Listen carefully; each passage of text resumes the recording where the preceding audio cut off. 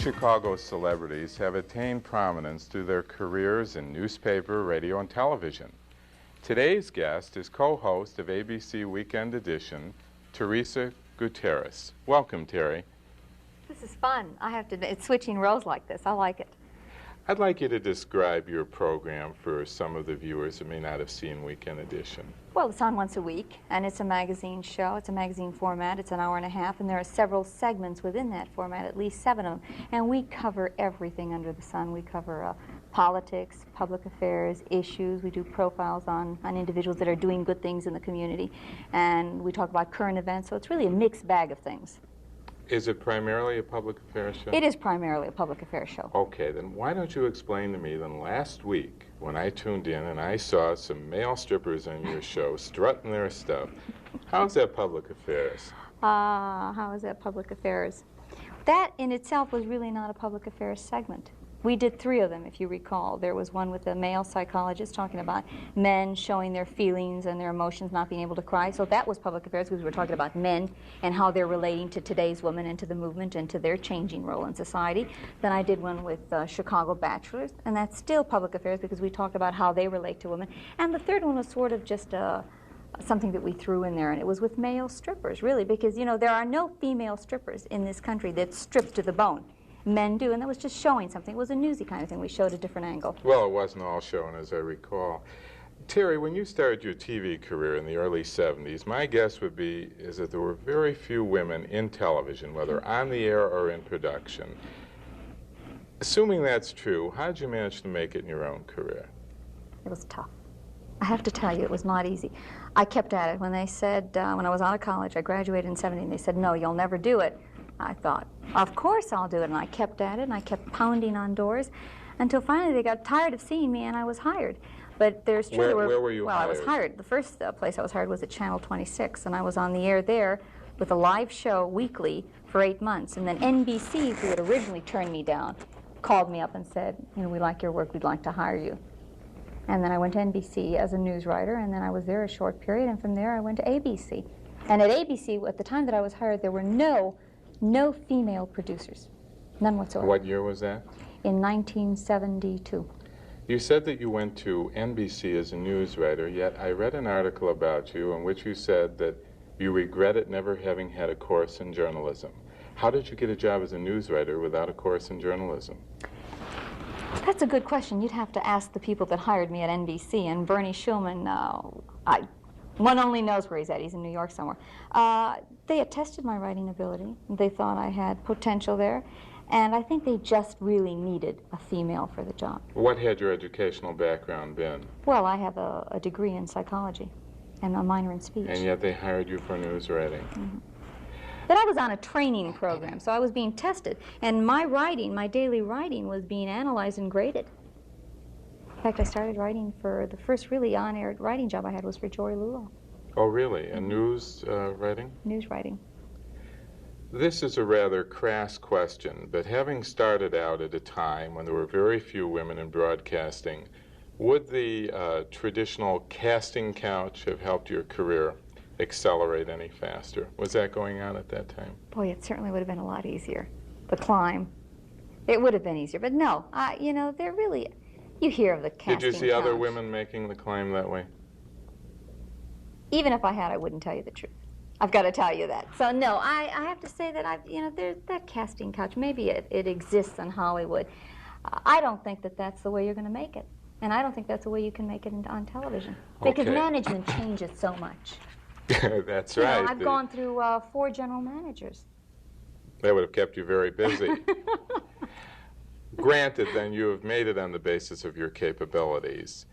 But I feel that your appearance has probably been an asset also. You're a very attractive woman, I know. Oh, thank you. You're so kind. It's true. And you're lovely, and you dress lovely. I know that you're a jogger.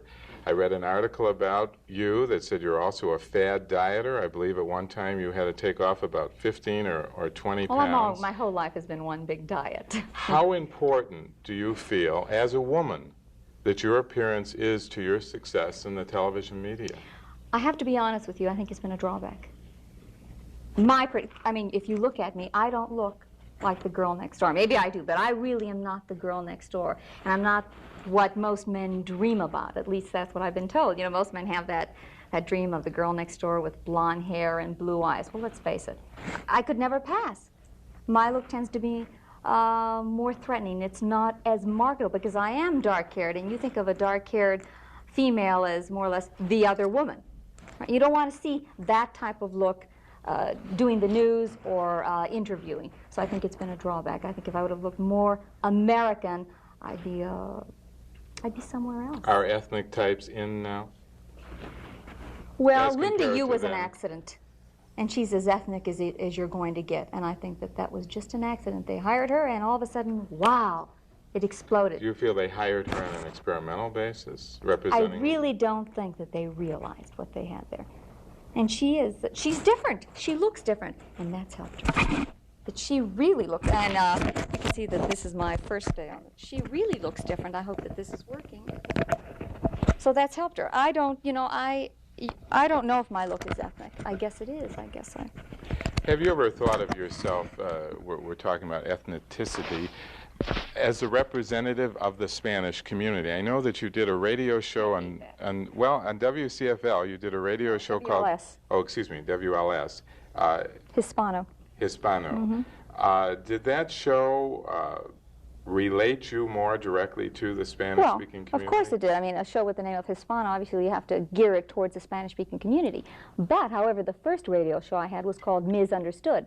And I have to say that I really aligned myself with the women's movement. That's where my heart is at. That show. That's what Misunderstood. Station? Yes. It was on WLS. Heard all over the country, and it was issues concerning women, very similar to the show that I had on WLS.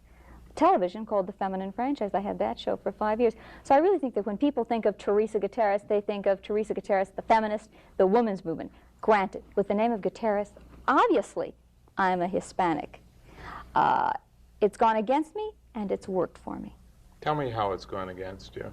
Because how has it gone against me? Because you tend to think that the only thing a person with a Hispanic name can do is Hispanic-related shows or Hispanic-related jobs. That's not true. I'm a woman first. I'm a female first. I happen to be Hispanic. So I've got two things going against me in this business, being a female and being a Hispanic female. And in what way has it been to your advantage? Because it would have been easier, as I said earlier, had I been Terry Smith, because that's more acceptable. No, I see. No, that's to your disadvantage. But how has being Hispanic been an advantage in your career? Well, of course, it's been an advantage because of the minority aspect of it. Because of the minority aspect, and they out there need Hispanics in this business. I mean, you know, there are so many of us in Chicago and in Illinois. To get more into what you do, you are an interviewer. You are sitting on the other side of the table today. How do you prepare for an interview? Oh. How much do you have to know about your guest? I really prepare. And I have to tell you, not everyone does that, and it doesn't work for everyone. I happen to be very intense about everything I do, Mel. I do my tapings on a Friday and on a Saturday, and I'm literally up the night before. I've curtailed my social life because I want to get into my subject. Let's say I'm going to do an interview on Sadat following his assassination. I bone up on that so much that I really know what I'm doing when I go into that interview. I have as much background as I can. I over-prepare on everything. That tends to work for me, and I'm intense about every subject. What kinds of reading materials? I read everything I can get my hands on. Magazines, newspapers? Everything. Everything there is on the subject I read, that I have. Either I've been able to obtain it, or a producer or one of my assistants has been able to get it for me. I read everything. I never go into an interview unprepared. As a woman in the media, and specifically an interviewer, who is the one woman that you would name that you most admire, also an interviewer in the business? Oh, I thought you were going to say. That's who do you ironic look to because as I an can't example? think of, well, Barbara Walters is a good interviewer. People don't like her. She's a good interviewer. She gets to the gut. She's able to get in there and really make you say things that perhaps you wouldn't have said otherwise. And I like that because I want to find something about you that perhaps you're not going to tell me, but it's that interviewer. That interviewer makes you comfortable, and there's sort of there's a marriage between us right now. You may not know that, and I hope your wife isn't offended, but there's this marriage, this ongoing relationship, and as a result, the more comfortable I become, the more I'm able to tell you. So it's Barbara Walters. When you interview someone, are you extremely conscious of hurting their feelings or asking a question that might be a little too probing? Are you inhibited by these kinds of things in your interview? Not really. You mentioned the one interview that I did with the bachelors, and Billy Marovitz, the state senator, was one of the bachelors. I was somewhat careful in that interview because I know that he has a female that he's been with for 6 years, and I didn't want to offend her in asking him certain questions. But otherwise, no, I'm not. I figure if you're on here, I'm going to ask you what I want to ask you and what I feel the public is entitled to know. As we mentioned before, your show, Weekend Edition, is public affairs oriented for the most part. Would you rather be in the news department? If you had your choice right now, would you rather be in the news department? I wouldn't be happy going out there schlepping around, covering a story and coming on and having 3 minutes of it edited together. Anyone can look good in the editing room. My choice is to do an in-depth interview, to do an in-depth documentary. That's what I would be the happiest at. So do you feel that the show that you're on is in-depth? I know that your segments are about 10 minutes long. Yeah. You're still rather inhibited in the show that you're on. How would you alter that? How would you change the show? If you could create your ideal format today and Peter Davis was watching. I'd get rid of my co-hosts. You get rid of your co-hosts, both of them? Both of them, immediately. Bob Petty, Reuben Cruz take over the whole show. Please forgive me, Bob and Reuben. No, only, not that I don't enjoy working with them, but personally, I prefer to work alone. I'm better alone. I don't need to share the podium with someone else. I'm much better alone, and I'm at my best when I can have a half hour of my own. Instead why of do you feel that you're better alone? I just work, some people work better alone. I'm accustomed to being alone. I've spent most of my life alone. I work better alone. Do you feel that they're upstaging you? No, I'm not worried about someone upstaging me. Not at all. Not at all. I recall interviewing Phil Donahue once, and I thought, you know, is he going to take over? No. I'm confident enough in my interviewing ability to know that no one's going to take over. You have interviewed people on all kinds of subjects. We mentioned you've had male strippers on, you've had psychologists on, you've had women on who have had mastectomies, authors. How are your segments chosen? Are you producing any of these segments? Are these segments of your choice? Are they recommended by your producer? Are they recommended by the public? Well, there's a team effort involved. You know, I'd like to say that we have our meetings and we kick around ideas. But in all honesty, I have to tell you that the best segments that I do are the ones that I produce. I've been producing longer than most of the people on the show. What are some of those segments? Oh, you're going to... What would you describe and as I'll have your to tell you best something. ones? The minute I do a show, I forget about it. The minute I walk off, I forget about it. But I mentioned the Sadat thing. I interviewed Marvin Sonis from the University of Chicago following Sadat's assassination. It's one of my best segments. I really had boned up on that. Things on the economy are good for me. I love medical segments. When we started out, I was not to do them. It was supposed to be Bob Petty. He didn't enjoy it. I love doing them. The breast reconstruction, the mastectomies, the penile implants. I know they sound rather sexual, but I'm good at those segments because it takes research, and I'm good at research.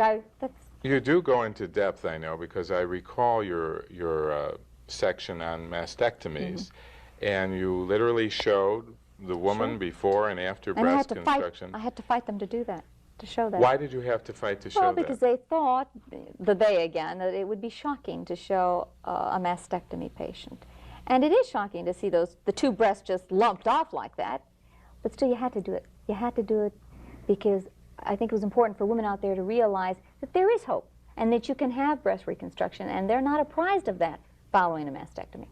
Who was the they? The patients. No, the they that would inhibit you or prohibit you. Oh, management. Management. I always call management they. Did you get a lot men in of the white hats? a lot of letters from women Yes. and Yes, who felt a positive response about this Very show, much so. or can you share the kind of response you might have gotten from that Women kind of a saying broadcast? that, following that, I had on some couples also with the husbands, and we talked to the husbands and asked them how they felt about their wives following the mastectomy and what they thought of breast reconstruction.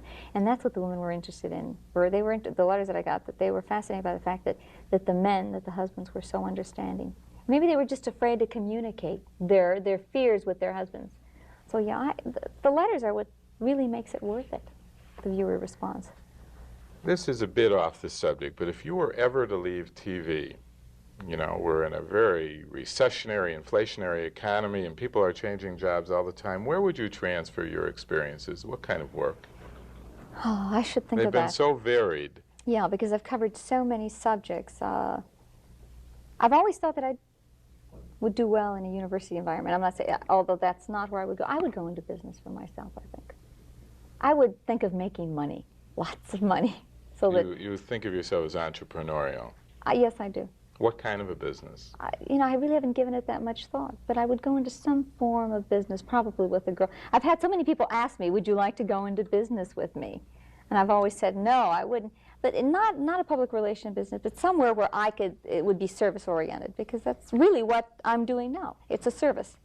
So in other words, the same career skills that have helped you to succeed in what you're doing, you feel could be transferred into something totally different. To so many things. And to sales. I mean, just to so many things. Well, you had to have been a very good salesman or saleswoman in order to have talked your way into a news writing job. I'm selling Theresa Gutierrez every day. Absolutely, absolutely. Being that your career is currently in public affairs, do you see it in public affairs 10 years from now? Do you see yourself in the field? I don't know that I will be on the air 10 years from now. I know people have their 10-year and their 5-year plans. I really don't. I kind of take it as it comes. But 10 years from now, I think that public affairs is where television is going to be. Is there more funding for it today? Well, with cable and with satellite television, I mean, we're going to have to be more public affairs oriented. Walter Cronkite said that when he went off the air. Television really hasn't reached its peak. With the economy the way it is, we're going to have to tell people how to live. We're going to have to help them on how to live, and that's really what public affairs is all about.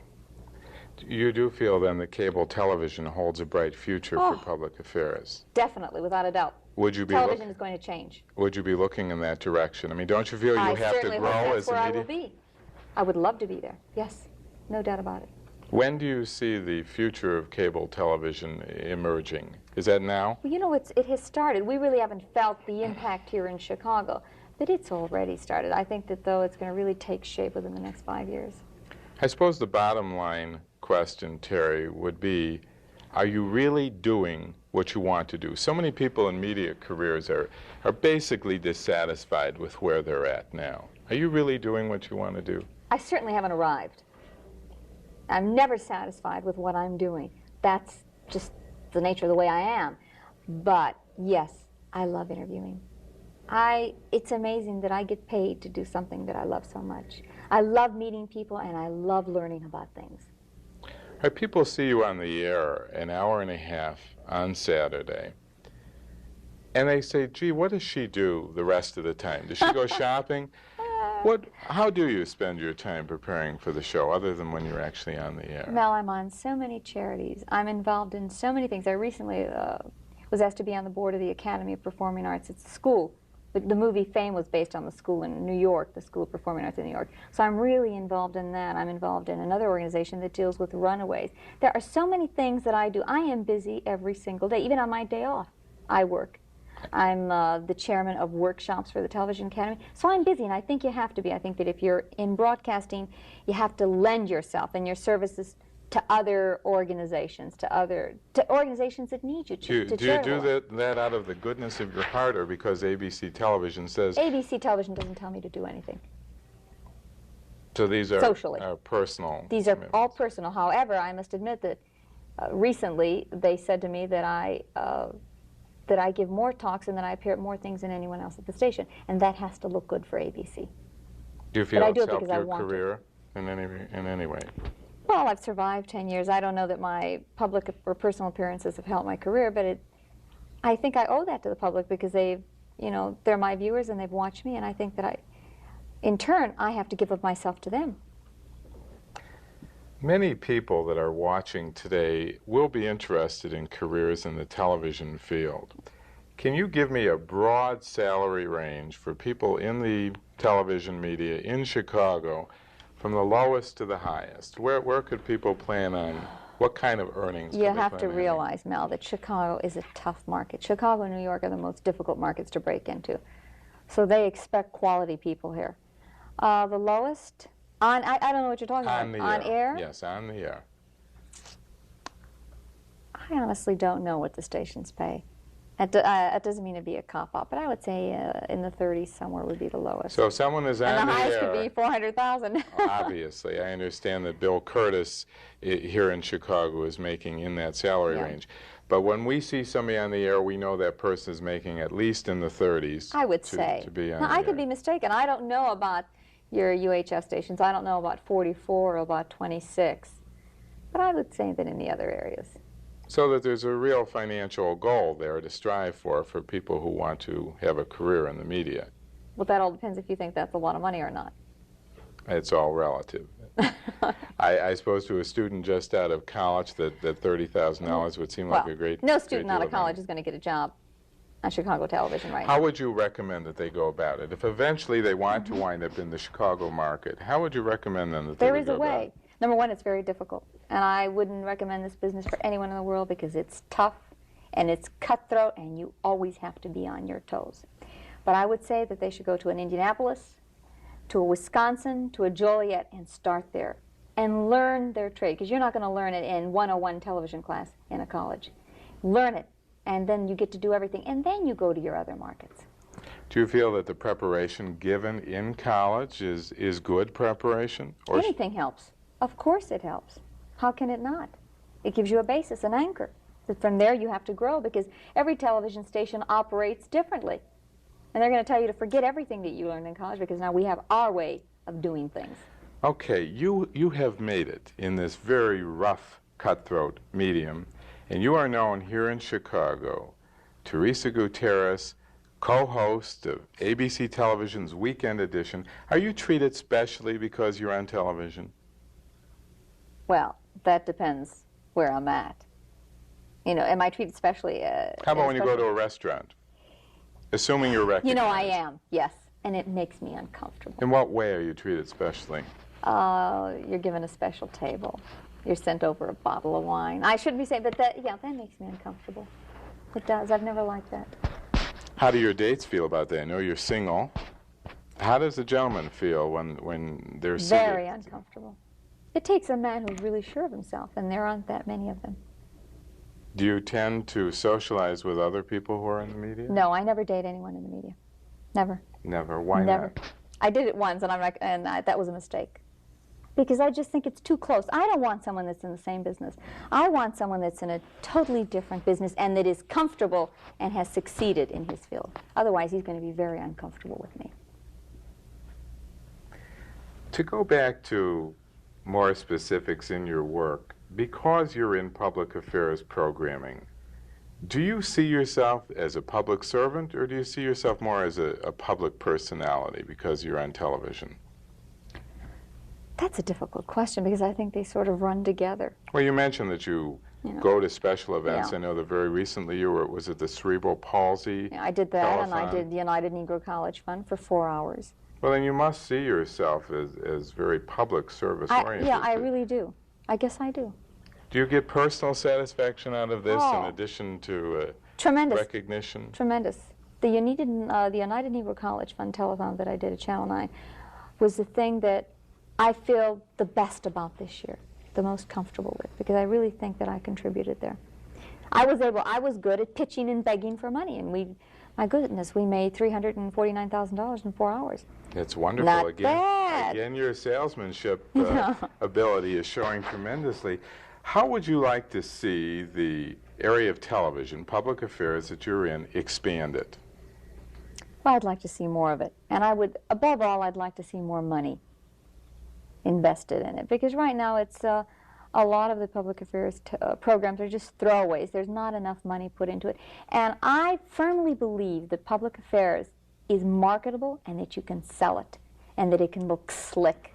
And I'd like to see a slicker product on the air. Why is it so difficult to convince management, the guys in the white hats that you described, that this is what you have just described it to be very saleable, can be very slick, and of course very much a service to the public. I'd like to see more. I don't know why it's difficult. I'm tired of beating my head against the wall, but it is difficult. And I think eventually with cable growing, they're going to open their eyes and they're going to realize that they're going to have to put out a slicker product. Specifically, how would you like to see public affairs programming expanded?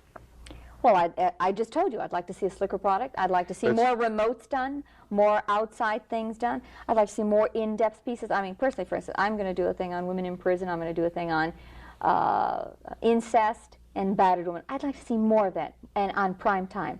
I don't want to see it on a Sunday afternoon or on a Saturday afternoon. I want to see it on prime time. All right, then you've mentioned some specific kinds of programming, such as incest, women in prison.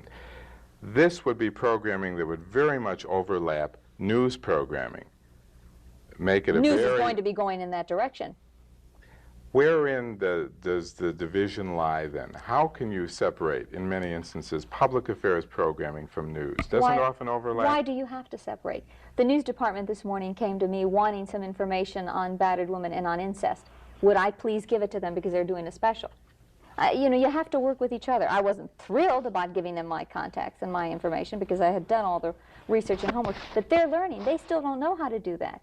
They're just comfortable with doing briefs and news stories. They're still not quite sure as to how to do in-depth interviewing, and that takes a talent. What are your career goals for the future?